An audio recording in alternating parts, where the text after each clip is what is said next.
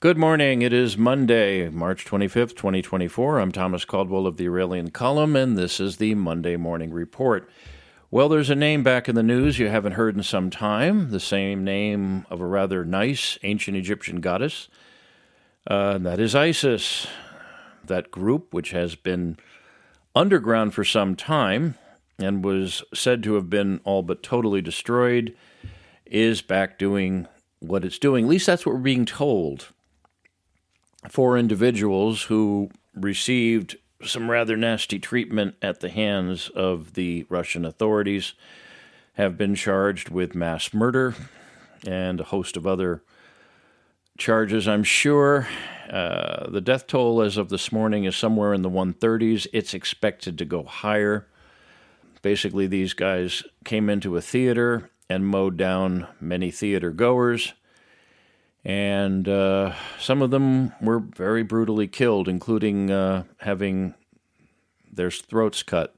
There's been an awful lot of video that's been flying around on the internet. These guys came in with body cams and were able to transfer their footage before they were apprehended by Russian authorities, allegedly heading back to Ukraine. That's a pretext for what is going on right now. Ukraine is being pulverized, the report's coming out now. Now, honestly, the Russians were very selective in their targets, even though it didn't seem that way, at least as selective as they could be given what their military objectives were. But it seems that the Russian bear is now totally infuriated. There have been some reports that all sorts of things are going on, so any chance for some sort of survival of the Ukrainian state is probably out the window right now. Everyone's making their own theories as to what really happened. Was it ISIS deciding to hit the Russians because they have been rather ruthless in some of the parts of that world they haven't been very kind to? Or is something else going on? In reality, we don't know. Because if the Russians wish to blame Ukraine, it doesn't matter if Ukraine is innocent or guilty. They're going to use that as a pretext to do what they want. This is the same thing as, at least politically, as the Americans invading Iraq over 9/11. Iraq had nothing to do with 9/11. It was used as a pretext. So when large countries decide to blame somebody for something, going to war or continuing a war or escalating a war is what they're going to do. The thing that's also not too good about this is the U.S. did condemn the attack, but President Biden didn't come out and condemn it personally. At least I haven't seen a report on that. The U.S. government condemned it, of course. They'd have to do that. And I would imagine the American ambassador in Moscow is going to go somewhere and sign a condolence book. But when the president doesn't come out against something like this, it does not look good. But then again, competence is nothing that we can really accuse the Biden administration of these days. Now, this is going to lead to something that's going to be a little unexpected. Everyone's heard about TikTok being under fire, and there's legislation now being considered in the U.S. Congress to ban TikTok. And that's a Trojan horse because it's designed to ban websites and IP providers and all sorts of other things. It may or may not pass, but the reports coming out of Moscow I've been reading have been talking about how these ISIS people got their orders and were recruited by way of the social media platform Telegram. Now, Telegram, although it looks like just any other social app, has an interesting history. It was founded by Russians and is still run by Russians, but it is based in Dubai. Its operations are based in Dubai. And it's headquartered, last I read, in the British Virgin Islands. It's a very, very innocuous, scattered company. And it's one of the last vestiges of the real wild and woolly internet, because anything goes on that platform pretty much. There's very little, if not any, censorship. And a lot of people go up there to find out what's going on in some parts of the world, and it's very useful for that. Some people want to go up there to have private conferences. It's very useful for that, but it's also useful for criminal activity. And if the Russians are going to be blaming Telegram as the means that these guys were recruited or organized or payment arrangements, apparently they were paid for what they did. At least that's the reports we're getting. You can bet your last dollar that that platform is going to be targeted both politically and probably through cyber warfare means. The Russians are very good at that, and I would expect they're going to go after that platform. So if you're using Telegram for anything private, and I'm sure it's in most cases it's legitimate, you might want to consider a backup at some point or pretty soon, because I think you're going to start seeing a lot of people say we've got to get rid of this platform. I don't think they should. It's like trying to shut down a telephone company because criminals decided to organize over the phone lines, but we do live in an age where the powers that be wish to control the internet as much as they can so that they can control the flow of information as much as they can. You find an awful lot of news sources on Telegram that you aren't going to find anywhere else. You'll find the latest video coverage out of the Gaza war. You'll find Middle Eastern news sources that aren't going to be easily accessible in the West on that platform. You're going to find just about everything, including people that are doing their own research. There's quite a few news sources there, and I do access some of them.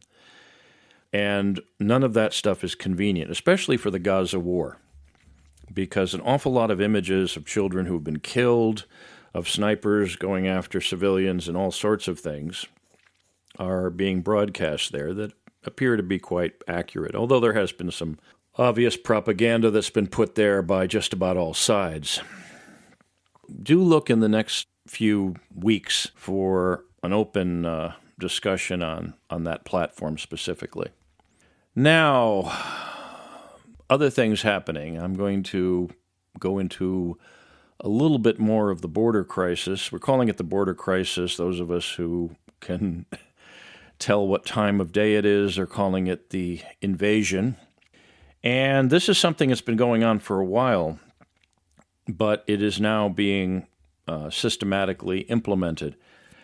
There are things in the United States called squatters' rights, but these laws are very old, very, very old, and they're very, very vague.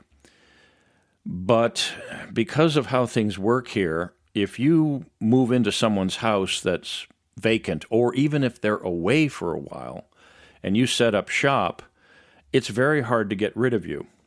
It's very, very hard to do that in some states. Some states worse than others. But it is a growing crisis. And if you have suddenly 20 or 30 people who've taken over your home, you call the police will come in many cases and simply say, this is a civil matter, you got to hire a lawyer and go to court. And many of these organized illegal invasion groups have figured this out. There was a TikTok video of some fellow screaming in Spanish about how to do this. There's probably been more that's been put out there. Now, every human being and every civilization has its limits, and I do believe this is it. There are a lot of cases that are being reported now that were going by the wayside, people coming out and talking about things. People have gone away for work for a couple of days and come home and find someone in their home. And then they call the police and the police arrest them. This is not conspiracy theory stuff. This is actually going on.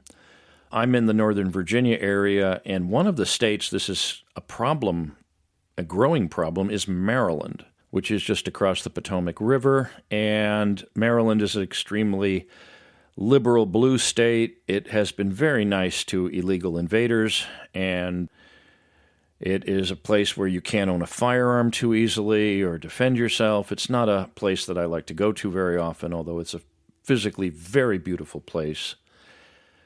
And I have a lot of friends there, but that is not a place I would like to have an empty house right now. I understand Texas is another state where this is a problem, but it is not impossible for someone to go to work and come home and find someone in their home.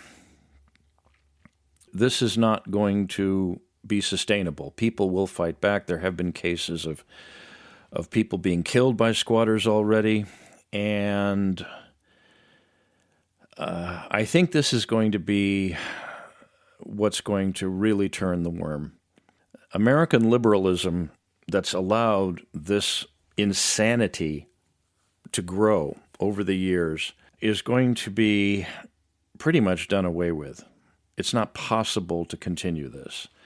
American liberalism has led to insanity and in many cases death. And when I was reading about these stories and seeing some of the testimonies on video platforms, I just couldn't believe it's the same country I was born in. Sometimes a journalist has no words. They just shake their head and just can't believe what they're seeing or what they're even reporting. But mark my words, people are now hearing about this and they're on guard. And if the powers that be in Washington do not do something about it, if the states don't do something about it, if local law enforcement doesn't do something about it, individual people will. And that is not what you want. But it is what human beings do when they have no other choice but to act. Anyway, the spring equinox has occurred. We are now 25% through the year, and the other 75% lies in front of us, and it will be an interesting ride, as it has been already. That's it for today. If you like what you hear, you like what you read, you like what you see on my Substack channel, please subscribe. Please consider a paid subscription, a gift subscription, or a donation. If that suits you, it would give me more time to do this.